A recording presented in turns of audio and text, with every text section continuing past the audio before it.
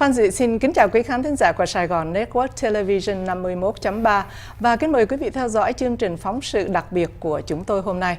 Thưa quý khán thính giả, mới đấy mà một năm đã trôi qua sau cuộc bầu cử tổng thống và bây giờ dù cho là Đảng Dân Chủ hay Cộng Hòa cũng đã có rất là rộn ràng nô nức để chuẩn bị cho cuộc bầu cử midterm, và trước khi ngày bầu cử chính thức midterm thì là tháng 3 sắp tới đây, ngày 7 tháng 3 sắp tới đây là ngày bầu cử sơ khởi. Hôm nay trong phòng thâu của Sài Gòn Network Television, chúng tôi rất hân hạnh được đón tiếp một ứng cử viên Đảng Dân Chủ sẽ ứng cử vào Quốc hội vùng 29.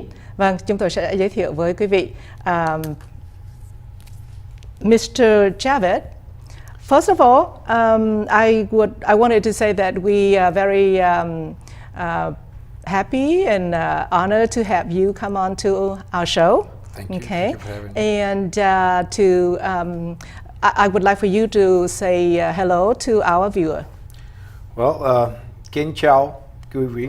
Very good, very good. I am sure that our audience is very impressed about your Vietnamese. Okay. Thank you. Let me begin with asking you to talk to our viewer a little bit about you, from the beginning. Well, my name is TAHIR JAVED, and I'm an immigrant who came in late 80s to United States with my American dream in my mind, and with one college undergrad degree and nothing, no money. And I started from the bottom and took whatever the job I could find at that time, and working my way up, thinking outside the box. Today I have thousands of employees and I have dozens of businesses, and I have done very well for myself, I've done very well for my family, and I have done very well for the people who work for me. And now I wanted to move forward and wanted to do the same thing for our community. I wanted to work for them, and I want to uplift the people of District 29 and bring them the better future, better paying jobs. I want to fix the healthcare there, and we want to talk about education. All right. We are going back to every single detail of the platform you just mentioned. Yes, but yes. I just want to say that start right back. You are very close to the Vietnamese community because we're all immigrants. We all come here for the American dream and start from the bottom and go up very fast. Absolutely. That's very, very commendable. Thank you. So let me, first of all, tell our audience that what is the boundary of District 29 so that people in that district know where they live so they can go vote for you. Well, District 29 is South Houston, Pasadena, Galena Park, and North Shore, Jacinto City, and it goes all the way up to Aldine and inside the Beltway, so North Belt. Right. All that. So a little bit of Humble. Right. So basically, I can say that your district is, unfortunately, it's very low economic and poor, a lot of poor population. 36,000 is household income as an average. My goodness. So my this goodness. this is the district, I would say is 429th in 435 districts in the country as far as the economic prosperity. Right. So the average income for nationwide, I heard that is 55,000? 55,000, and we And have your 36. people in your district is only 36. 36. You got a lot of work to do. Absolutely. To help people. Absolutely. We need to find better jobs. We need to work with the small businesses. We need to open more opportunities for the people so they can, do better. Right. I know that in your district, the population for the minority is about 17,000. Out of 17,000, actually, I should say Asian population. Right. Out of the 17,000 Asian population, about 7,000 are Vietnamese. Right. Isn't that impressive number? Now, back to where you said you are finding for prejudice and unfair. How are you going to do that? Well, minorities are basically, they struggled all these years. We had good years, we have good days and bad days, but right now we have a little situation where with this new president and he's all for the mainstream, and he is not really thinking anything for either the small businesses or for the minorities or the small ethnicities. Now, Vietnamese are part of the group are being neglected. Right. So we need to work where we have our own voice. We need to elect a person, you need to send a person to the house who understand why immigration is a biggest concern for the people. Right. Why we have to bring the major reforms in immigration so we can fix the issues, the fear within the communities. So immigration is one of the, yes. Okay. I know that you are in the business of healthcare. You have several hospitals and so on and so forth. Tell me about healthcare in your district. Healthcare is, and what needs to be done to improve? Healthcare is absolutely broken in the district. We only got one full hospital working. 700,000 plus population should have 10 hospitals. We need to reopen all the shutdown facilities. We need to reopen all the clinics. We have already started working. Before even taking the oath of the job, I already have done the groundbreaking in Galena Park for a health unit which will serve the people inside the city of Galena Park. We already have started about 6, maybe 7th as of yesterday, free clinics in the different churches. Free clinics? Free clinics. Wow. Where we will, where the whole project is about 50 different clinics every Sunday. They will do about 10,000 people they will serve. Like, it's absolutely free. Like the health fair to have? No, it's like a clinic. Oh, the clinic. We already we done few health fair too, and we will continue with the health fairs. Right. And we need to encourage other people to come invest in our district, which I have spoke to about 35 different doctors. They agreed with me. They're going to invest into reopen of the hospitals in the district and bring some new clinics. I see. You were saying that some hospitals will close. How many of them will close due to the budgeting or? Well, 7 I know, and if there is anything is closed for a long time, I don't have the idea about that. Just a Harvey closed 3 of them. Wow. Okay. Well, while you are doing, serving in the healthcare area, do you notice anything in particularly with the Vietnamese community? This is very important thing you brought. We have a big shortage of nurses in this country.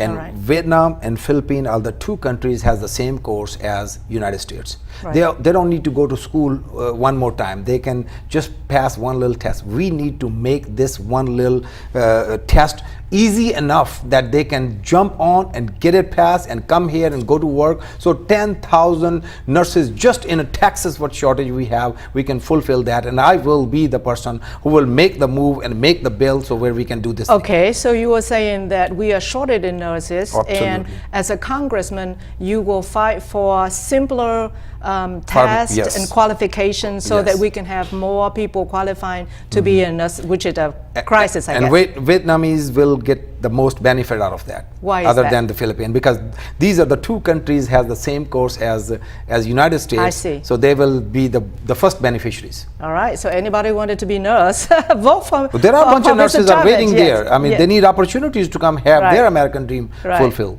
In terms of bring up the income level, how do you fight? Okay, we have the biggest port in the district. Okay, we need to figure out how small businesses which are related to the port, we need to mentor our children, we need to make a little business plans for them, and we need to find the small business loans for them to get started on that. And I think through the port areas we can create a whole bunch of new businesses. And then there are refineries, we need to negotiate with them.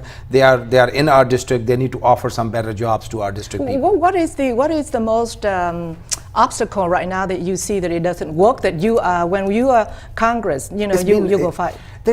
Honestly, I'm already working. I already have seen some results. I don't think there are much of obstacles out there as much as a neglection. So the people never paid attention to it. They, minorities basically don't expect much from the leadership to do for, like Vietnamese and Pakistanis and Hispanic. They just come and they go to work and they settle and adjust themselves within the whatever the situation is. We need to mentor them and tell them, now you deserve better, you can have better, and you will have better.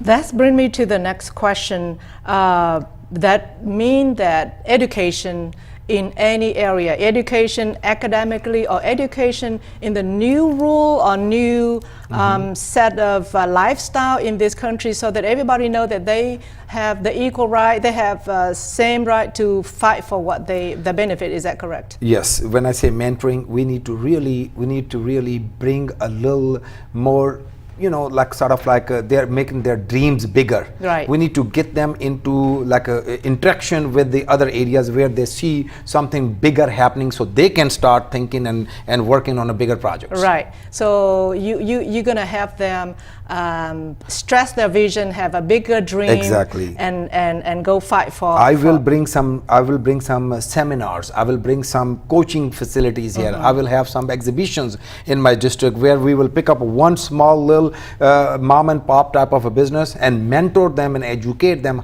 how he can have a franchise of this whole thing. I have seen so many great stories like a beautiful burger and all these small facilities. They need to multiply that so they can earn better and more money and get into the mainstream business in the country. Right. So in other words, you will fight for loans and fundings and in a streamlined of bureaucracy paperwork so that they can. We need to break the barriers. Absolutely. Like I'll talk about Vietnam community. They are about 1% of this nation. Do they have 1% of the resources? Do they have 1% of the top jobs? Do they have 1% of the government job? Do they have 1% of the leadership?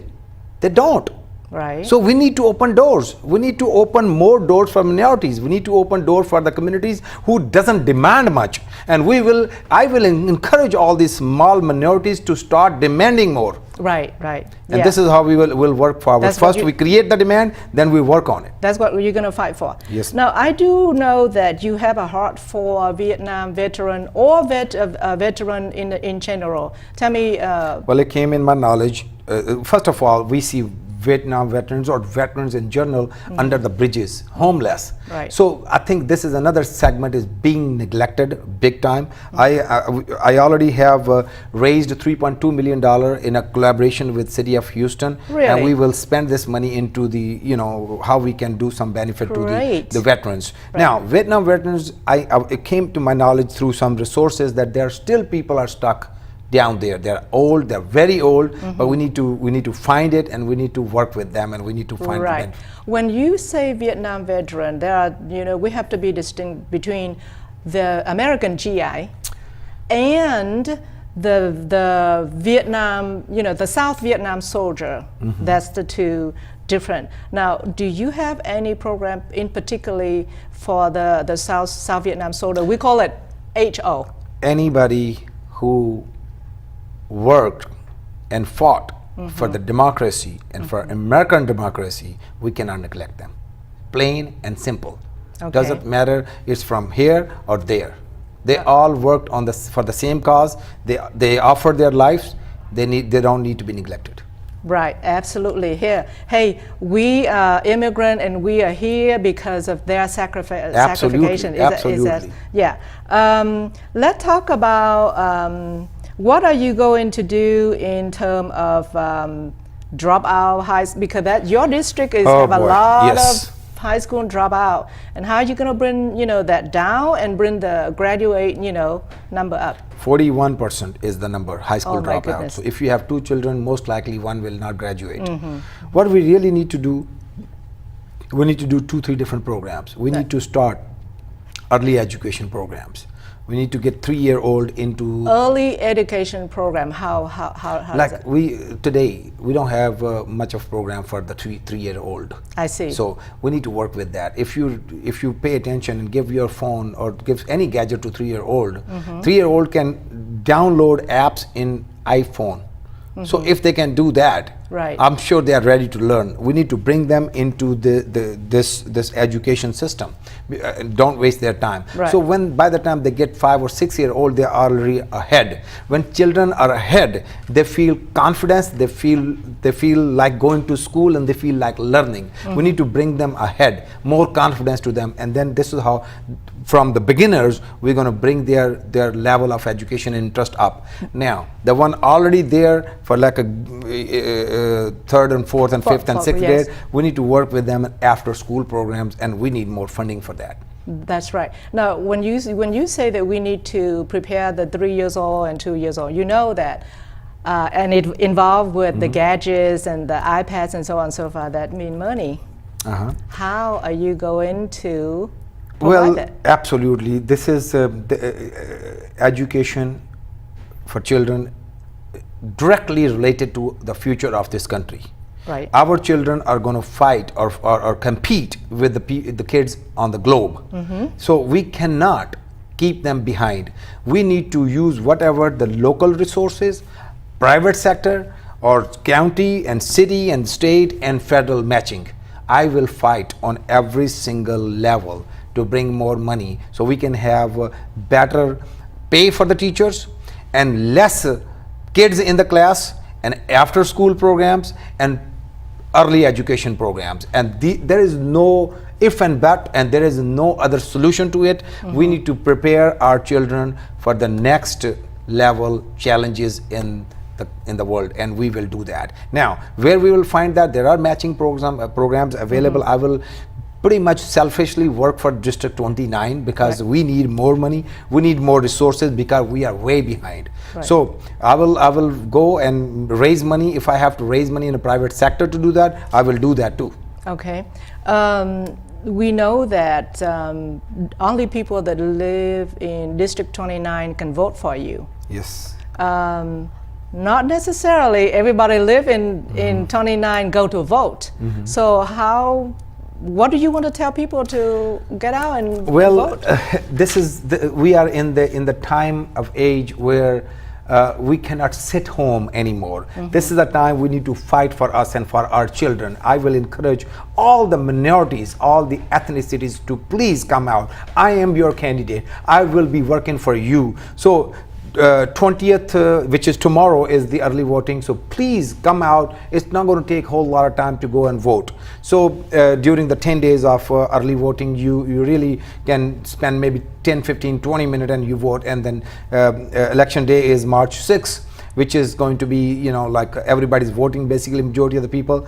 Now, District 29 has 2,000 plus registered voter from Vietnamese community. I am expecting if you please can come out and vote, and you are going to vote for your children, for their better future, for the elderly population, for our elders who need this healthcare projects and programs, which I will be the strongest voice to strengthen the Social Security, strengthen the healthcare for the elderly population. So they really need to come out and vote. They have no choice. Use their power of the vote. Yeah, before I went on program, I do get some phone call from people that been working with you, and they speak highly of you, and they said that if anything we can do to help Mr. JAVED to be in the congressman, please do. Absolutely. So I am very glad to have some time to introduce you to our viewer. So now it's time for you to say goodbye to them, and hopefully we'll see them on early vote or on the day that vote that they will vote for Mr. JAVED. Well, all I would say at the end, Ba Phil Cha Toi. Bỏ phiếu cho tôi. Ba Phil Cha Toi. But you did it very well. Thank you very much. You. Yes. Kính thưa quý vị, cảm ơn quý vị đã theo dõi chương trình phỏng vấn đặc biệt với ông TAHIR JAVED. Ông sẽ ứng cử cho Congressman và District 29. District 29 là phần lớn là về phía đông của thành phố Houston. Và thưa quý vị, một lần nữa xin nhắc lại với quý vị, early vote là ngày 20 tháng 2 cho đến ngày mùng 2 tháng 3 và ngày bầu phiếu chính là ngày mùng 6. Sài Gòn Network Television 51.3 rất là cảm ơn quý vị đã theo dõi chương trình phỏng vấn đặc biệt và xin hẹn gặp lại quý vị trong những chương trình kỳ tới.